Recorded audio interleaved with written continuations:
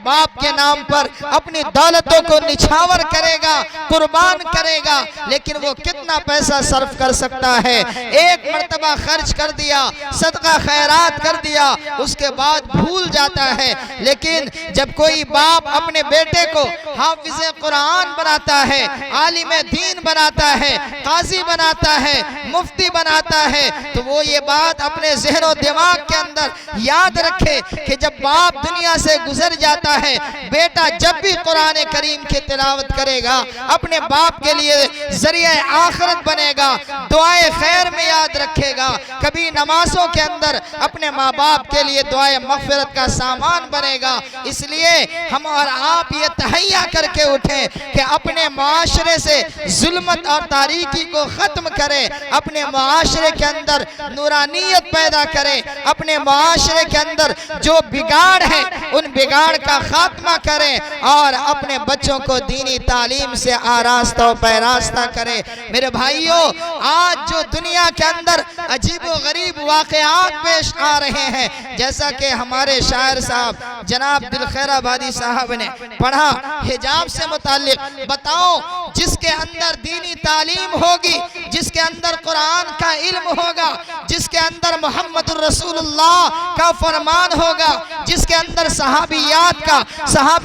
की जिंदगी का मुताला होगा, वो माएँ और बहनें कभी भी अपने सरों से दुपट्टे उठा करके रास्ता नहीं चल सकती है, कभी भी अपने शौहर की नाफरमानी करके अपने घर से कदम आगे नहीं बढ़ा सकती है, कभी भी अपने माँ बाप की नाफरमानी नहीं कर सकती है। ये कब? जब उन्हें शरीयत का इल्म होगा। जब उन्हें शरीयत का इल्म होगा तो शरीयत की हर हर बातें उनके दिलों के अंदर नक्श कर जाएगी और शरीयत से दूरी इख्तियार करने की बुनियाद पर, ला इल्मी की बुनियाद पर फिर उन्हें पता ही नहीं चलेगा कि कौन सी चीज़ अल्लाह के नबी जनाबे मोहम्मदुर रसूलुल्लाह का फरमान हमें इजाज़त देता है। एक बूढ़ी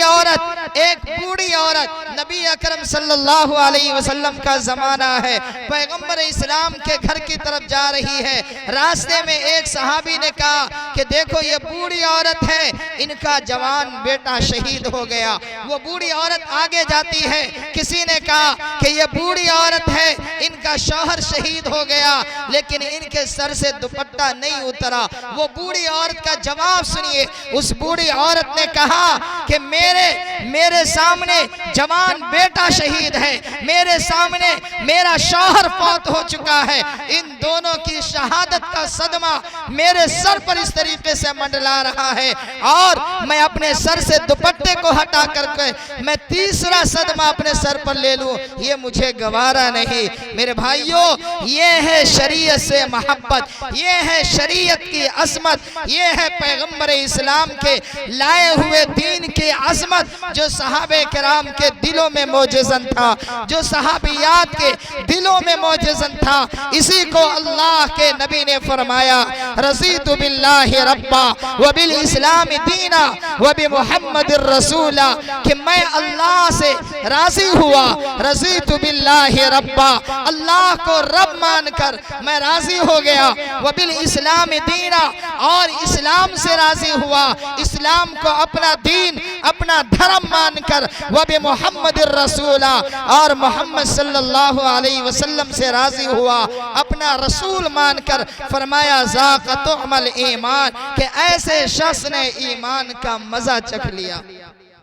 मेरे भाइयों, ईमान की अज़मत अपने दिलों के अंदर उतारें और अपने बच्चों को भी दीनी तालीम से रोशनास कराएं और ख़ुद भी दीनी तालीम को हासिल करने का जज्बा पैदा करें। दुआ करें अल्लाह ताला से, अल्लाह ताला हम तमाम को सुनने से ज़्यादा अमल की तौफीक मरहमत फरमाए। व आखिर दावाना अनिल हम्दुलिल्लाहि रब्बिल आलमीन।